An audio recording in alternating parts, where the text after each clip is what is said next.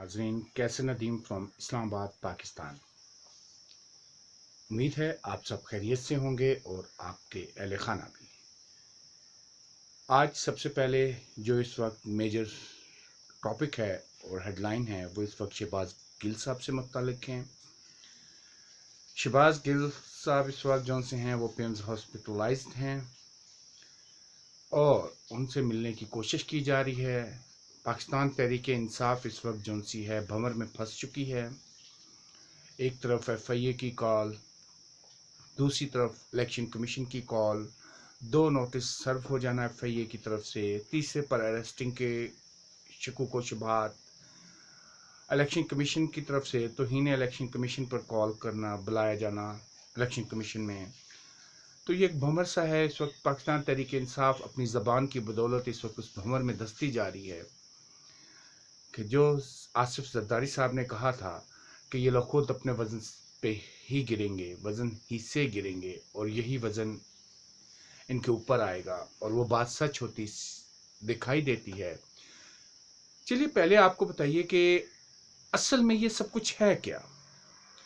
Basically Imran Khan साहब ने जो प्रोजेक्ट किया अपने माइंड में, अपनी पॉलिटिकल पार्टी में, वो ये था कि सिविल नाफरमानी की तरफ जाया जाए, क्योंकि अदम एतमाद के बाद इमरान खान साहब के पास कोई ऑप्शन नहीं था सिवाय इसके कि वो सिविल नाफरमानी की तरफ जाए, क्योंकि अंपायर की उंगली उठना और नीचे होना वो सारा सिस्टम ख़त्म हो चुका है, कोलैप्स हो चुका है। वो इमरान खान साहब की फेवर में कोई नहीं अब इस वक्त, क्योंकि मईशत का पहिया चलाना इंतहाई ज़रूरी हो गया था, वरना मुल्क डिफ़ॉल्ट की तरफ जा रहा था। लिहाजा अंपायर वगैरह सब ने यही सोचा, बजाय कि अंपायरी करते करते पूरा सब कुछ निज़ाम और मुल्क ही लपेट लिया जाए, बेहतर यही है कि इस अंपायरी को छोड़ो और अपने काम पर आ जाओ। इसके बाद सबसे अहम चीज़ यह है कि शहबाज गिल कौन है, कहाँ से आया, और अकॉर्डिंग टू जो बयान है शहबाज गिल साहब का, उसके मुताबिक मैं इस्माइल गिल का परपोता हूँ। इस्माइल गिल कौन था, ये किसके परपोते की बात कर रहे हैं। चलिए सबसे पहले मैं आपको ये डिफ़ाइन कर दूं और एक्सप्लेन भी कर दूं कि ये एक बढ़ई फैमिली है शहबाज गिल साहब की। इसके प्यो दादा परदादा जो उनसे हैं वो बढ़ई थे। वो चारपाइयाँ, मिंजियाँ, पाए, बिंडे, चौकियाँ, लकड़ की चीज़ें बनाते आए हैं और यही बेचकर अपना गुजारा करते थे। ये इनका पीछे से जो सा है सब कुछ स्टार्ट है। उसके बाद जो सा है मुख्तलिफ गाँव, जो ये कहते हैं जी 7 गाँव का मैं मालिक था, उन 7 के 8 गाँव में ये लोग फेरी करके बेचते थे अपनी चीज़ें। फेरी करके बेचने का ये मतलब है कि ये लोग अपनी जो चीज़ें थीं वो किसी चीज़ पर लाद कर या ख़ुद अपने ऊपर उठा कर इसके जो बड़े आबा अजदाद थे वो बेचा करते थे। उस लिहाज से ये लोग मशहूर थे और यही चीज़ जो सी है इनके क्लेम थे कि लोग शायद इनके साथ हों, लेकिन ऐसा कुछ भी नहीं था, क्योंकि इनकी कहीं कोई इतनी बड़ी रिश्तेदारी नहीं थी जो ये क्लेम करते आए। ये सब झूठ का पलंदा था जो पाकिस्तान तहरीक इंसाफ में शहबाज गिल साहब बढ़ चढ़ कर बोलते थे, और यही चीज़ इनको ले डूबी। और उसके बाद फिर इनका अगला क्लेम था जी मैं प्रोफेसर हूँ। ये कोई प्रोफेसर नहीं है, ये वहाँ पर एक क्लर्क हैं, किसी यूनिवर्सिटी में थे, वो भी जो सी है टेम्परेरी आर्जी किस्म की जॉब थी। ये वो छोड़ के जो सा पाकिस्तान फिर चले आए, क्योंकि वहाँ इनका कोई मुस्तकबिल नहीं था, उन्हें ना ही कोई ऐसा मुस्तकबिल वहाँ पर मिला कि जिससे ये आगे जा सकते। अब जबकि ये हॉस्पिटलाइज हैं, ये बातें आ रही हैं कि जी दमे के मरीज़ हैं, बचपन ही से इन्हें दमा है और ये चीज़ें आ रही हैं। ऐसा कुछ भी नहीं है। दमा तो देखिए, जो कोई भी पंजाब की तरफ या किसी और तरफ से इस्लामाबाद आता है उसे सांस की बीमारी तो लाहक हो जाती है, क्योंकि बहुत ग्रीनरी लश एरिया है इस्लामाबाद और ऑक्सीजन बहुत प्योर है यहाँ पर। तो वो जो फेफड़े हैं डेफिनेटली उसमें पोलन शोलन और ये सारा कुछ ये चीज़ें हो जाती हैं। यहाँ पर मोस्टली लोगों को होती है जो पंजाब या आगे पीछे से इस्लामाबाद रहायश इख्तियार करते हैं और फिर वीकेंड पे वो अपने इलाकों में चले जाते हैं, वहाँ ठीक हो जाते हैं। उसके बाद आगे आए तो फिर इमरान खान साहब का एक बयानिया है, वो ये है, उन्होंने अपने आप को किनारा कशी कर ली थी इस बयान से शहबाज गिल के, और फिर बाद में उनका ये भी बयान आया कि अगर ऐसी बातें करना चाहता तो मैं ख़ुद कर सकता था, मैंने नहीं की, और ये सारा कुछ बयान किया। अब चलिए सिविल नाफरमानी क्या है इमरान खान साहब की जो वो करना है। देखें, सिविल नाफरमानी उन्होंने अदम एतमाद के बाद स्टार्ट की। उस अदम एतमाद में کے بعد انہوں نے کیا کچھ کیا جس سے ملک میں افراتفری ہو. دیکھیں انہوں نے سب سے پہلے تو عمران خان صاحب نے جو سا کیا وہ یہ تھا کہ انہوں نے سب سے پہلے موبلائز کرنا شروع کیا اپنے لوگوں کو کہ کسی طرح انارکی پھیلی جائے ملک میں، انارکی پھیلائی جائے ملک میں. اور اس کے لیے انہوں نے اپنے ٹائیگرز ان سب کو موبلائز کیا کہ یہ لوگوں کو کنونس کریں یہ سب کچھ. پھر اس میں یہ سارا کچھ چلا گیا. پھر جیسے کیونکہ معاشی حالات بہت خراب تھے، جیسے چیزیں مہنگی ہوتی گئیں، انہوں نے اس کو پروجیکٹ کرنے کے لیے جلسے جلوس، اور کیونکہ پوری دنیا میں تھے مہنگائی کے خلاف یہ جلسے، تو انہوں نے بھی وہ جلسے وغیرہ شروع کر دیے. اور یہی جلسے وغیرہ جو ان سے ہیں ان کو لوگوں کو اکٹھا کرنے، لوگوں کو موبلائز کرنے، پھر وہ انتشار، پھر آپ کو پتہ ہے پھر جھگڑے، پھر آنسو گیس، ٹیئر گیس، پھر جو سا ہے وہ مئی والا جو سا ہے لانگ مارچ اس میں ہوئے. پھر وہ چیز سول نافرمانی سٹارٹ ہو جانی تھی، جھگڑا شروع ہو جانا تھا، عدم استحکام شروع ہو جانا تھا. لیکن کیونکہ برباک عمران خان صاحب وہ جلسہ جلوس لانگ مارچ چھوڑ کے چلے گئے، وہ اسی لیے چلے گئے کہ انہیں پتہ تھا خانہ جنگی آگے سٹارٹ ہو جانی ہے، کیونکہ ان کے لوگ کچھ اسلحے سمیت آ رہے تھے. یہی چیزیں تھیں. اس کے بعد جو سا ہے پھر احکامات نہ ماننے کے انہوں نے سرکاری عہدوں پہ جو لوگ تھے ان کو کہا گیا، ان کو ورگلانے کی کوشش کی گئی. شہباز گل کا بیان بھی اسی حصے کی ایک کڑی ہے. تو یہی چیز تھا. پھر ان کے بعد ان کے وزراء کا جو سا ہے وہ استعفے دینا کہ ہم بالکل ایک پارٹی الگ بنا رہے ہیں، وہ بھی ایک قسم کی انارکی پھیلانے کے لیے ہی تھا. اب چلیں جی، پولیس کو فل اختیارات دے دیے گئے تھے کہ سول نافرمانی کی جو پلان ہے وہ بے نقاب کیا جائے. یہ فل اختیارات جو ہیں اس گورنمنٹ کی طرف سے دیے گئے تاکہ ملک میں کوئی عدم استحکام کسی قسم کا نہ آئے اور معاشی پہیہ اور سیاسی حالات جو ہیں بہتری کی طرف جائیں. پھر عدالت جو سی ہے، پھر عدالت نے اپنے کام کیے، انہوں نے ریمانڈ دیے، پھر وہ مختلف چیزوں پہ فیصلے بھی دیے تاکہ کوئی نارکی کی طرف کوئی چیز نہ لے جائی جا سکے. اور پھر اب جو بات ہے وہ کیا ہے، شہباز گل صاحب کے جو سے بار بار جسمانی ریمانڈ، اس کے بعد شہباز گل صاحب کو جو پھینٹی لگی، اور پھر یہ کلیم ہوا عمران خان صاحب کی طرف سے کہ بڑا ان پہ تشدد کیا گیا. پھر فواد چودھری صاحب کا کل پیمز ہاسپٹل کے سامنے ایک ایس پی کے ساتھ تکرار کرنا کہ جی آپ نے تشدد کیوں کیا، آپ نے تشدد کیوں کیا. یہ اس حصے کی کڑی تھی کہ لوگوں کو کنونس کیا جائے کہ ان پہ تشدد ہوا ہے، جبکہ ایسا کچھ بھی نہیں ہوا. تشدد ضرور، انٹروگیشن ضرور ہوتی ہے، لیکن اس کے مختلف طریقے ہوتے ہیں. اور اگلی بات یہ کہ جوڈیشل کسٹڈی میں، اور پھر جوڈیشل کسٹڈی میں جو سا ہے وہ واپس لانا، پھر پنجاب گورنمنٹ کی طرف سے اس میں جو فورسز ہیں وہ آمنے سامنے آ جانا، فیڈرل کی اور پولیس کی اور اس کی پھر رینجرز کا آنا. یہ سب کچھ جو سا ہے سول نافرمانی کی طرف کوئی نہ کوئی ایک ایسا ایونٹ کریٹ کرنے کے لیے عمران خان صاحب کوشش کر رہے ہیں. اور اسی ایونٹ کو کریٹ کرنے کی خاطر سول نافرمانی کی تاکہ تحریک شروع ہو جائے، تاکہ اس چیز سے ایک ان کو موقع مل جائے. اور یہ جیسے کہ بنگلہ دیش میں مجیب کو ملا تھا، انہوں نے بھی ایسا ہی کیا تھا. ایک دو ایونٹ ایسے ہوئے جس کے بعد لوگوں کے سینٹیمنٹس ہائی ہو گئے، لوگ گورنمنٹ سے متنفی ہو گئے. یہی چیز عمران خان صاحب ہسٹری کی یہاں دہرانے کی کوشش کر رہے ہیں. اور اسی چیز کو ہی دیکھتے ہوئے عمران خان صاحب نے شہباز گل صاحب کو ایسے بیان دینے کے لیے اتارا، اور شہباز گل صاحب اس آگ میں کود پڑے. نہ انہوں نے سوچا نہ سمجھا، ان کی وہ پروفیسری کہاں چلی گئی، ان کی وہ تعلیم کہاں چلی گئی جو وہ حاصل کرتے رہے.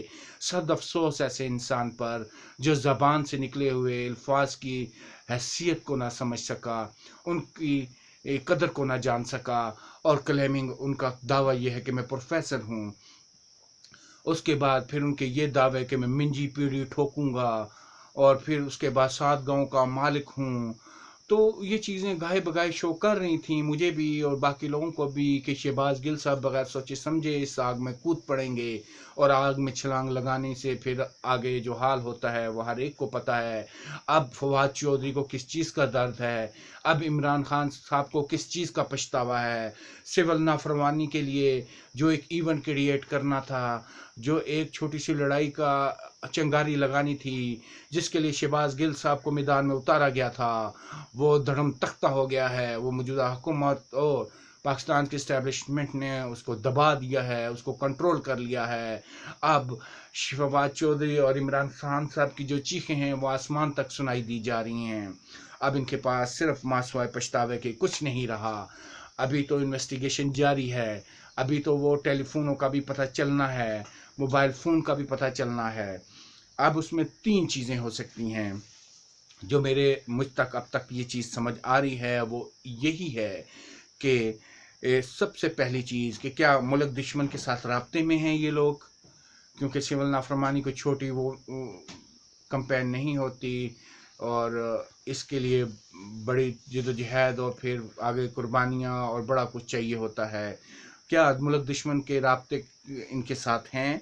ये उस मोबाइल फ़ोन से पता चलना था, इसमें कोई शक नहीं। मुल्क दुश्मन के साथ इन लोगों के राब्ते ज़रूर होंगे, क्योंकि ऐसी चीज़ें वही कर सकते हैं कि सिविल नाफरमानी करके मुल्क को तहस नहस कर देना, उसकी मईशत को, उसके सियासी इस्तेहकाम को, उसके मौजूदा जो उनसे इदारे हैं उनको, और उसकी गाहे बगाए कौन सा इदारा छोड़ा इमरान खान साहब ने।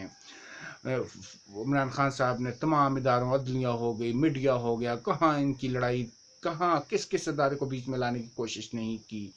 क्या आप लोग नहीं जानते? सब कुछ आपके सामने शिकार हो चुका है अब। उसके बाद जो सा है मुल्क को अदम इस्तेहकाम की तरफ ले जाने के जो सिविल नाफरमानी की तहरीक है और इदारों में फूट डालने की कोशिश है, इसके लिए फंडिंग इस्तेमाल ये कहाँ से आ रही है, ये कहाँ से इन लोगों को इतना मवाद मिल रहा है। ये फ़ोन का बेसिक मकसद यही था, मोबाइल फ़ोन का। और वो कौन से ममालिक शामिल हैं, कौन से लोग शामिल हैं, बड़े बड़े कौन से इदारे शामिल हैं, ये सब कुछ तहकीक बढ़ेगी। शहबाज गिल के कंधों पे इसकी ज़िम्मेदारी आएगी, और वही ज़िम्मेदारी जो उनसी है लीड करेगी इमरान खान साहब, शेख रशीद और फवाद चौधरी को इसमें घसीटने की। और इसमें कोई दूसरी राय नहीं है कि ये लोग पकड़े जाएंगे हर हाल में। क्यों? इन्होंने ऐसा किया है। इनके मुल्क दुश्मनों ममालिक के साथ राब्ते ज़रूर हैं, और इमरान खान साहब डायरेक्ट राब्ते में हैं, शहबाज गिल, फवाद चौधरी, और इन्होंने ये सारी ड्रामाबाजी एक मुल्क को सियासी अदम इस्तेहकाम और माशी अदम इस्तेहकाम और सिविल नाफरमानी की तरफ ले जाने के लिए कोशिश की है, और यही इसका मंबा है।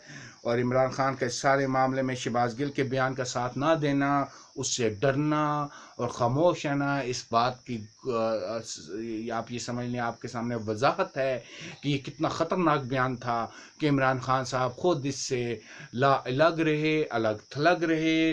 और उसमें उन्होंने फिर ये भी कहा कि अगर देना चाहता तो मैं ख़ुद दे देता। इसका मतलब है कि उनका ये जो उतारा हुआ खिलाड़ी फ़ेल हो चुका है, लिहाजा फ़ेल हुए और गिरे हुए खिलाड़ी के साथ कोई भी नहीं होता। और यही चीज़ इमरान खान साहब की सियासत है।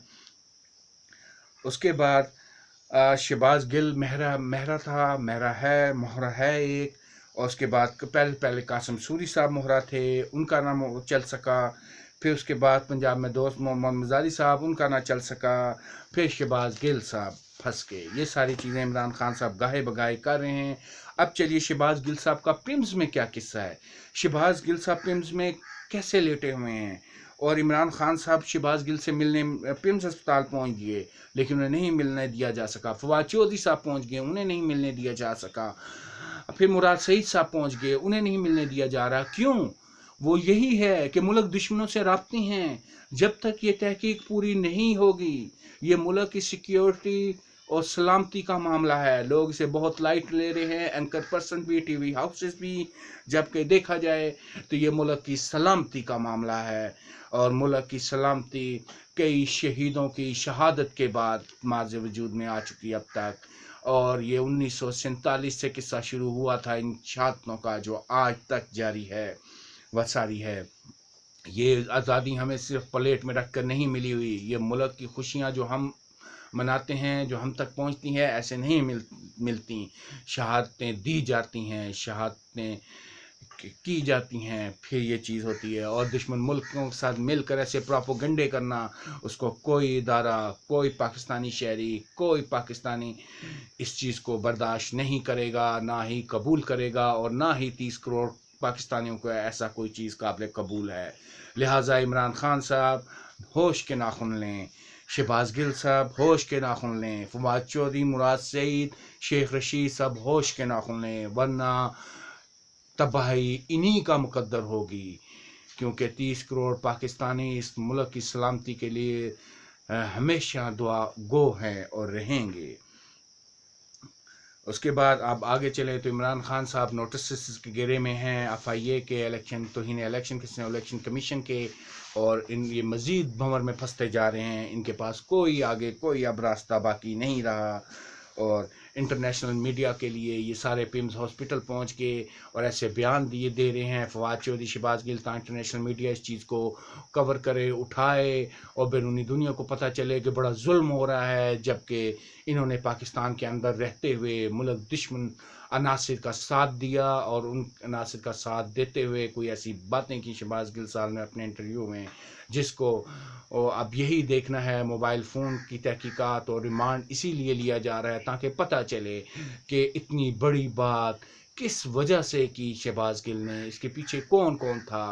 یہ قصہ کسی صورت بند نہیں ہوگا، کیونکہ پاکستان کی خود مختاری اور پاکستان کی سیکیورٹی پر ایک آنچ نہیں آنے دیں گے یہ ادارے اپنا آپ اور اپنا سب کچھ اس ملک کو قربان کرنے کے لیے حاضر ہیں، ہمہ وقت تیار ہیں. یہ کبھی کوئی سوچ نہیں سکتا کہ اس طرح شہباز گل کی جان چھوٹ جائے گی جب تک وہ سچ اور حقائق نہیں بتائیں گے. اب تک کے لیے اتنا ہی. پھر ملیں گے ناظرین. خوش و خرم رہیے. اللہ تعالی ہم سب کا نگہبان ہو. پاکستان زندہ باد. اللہ حافظ.